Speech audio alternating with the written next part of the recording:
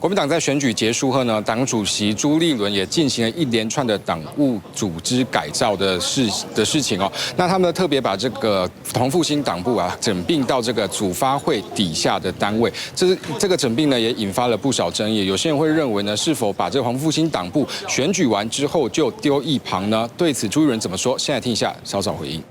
我们汇整起来，第一，我们必须要肯定，而且要感谢黄复兴过去前辈们到现在所有的资深同志对党的贡献、对党的忠贞、对党的付出，这是毫无疑问的。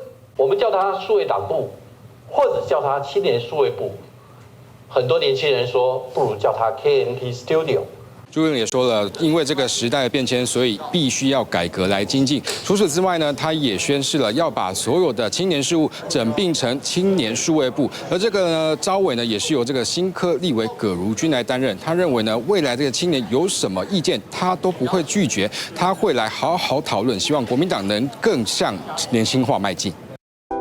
想看最完整的新闻内容，记得下载TVBS 新闻网 APP。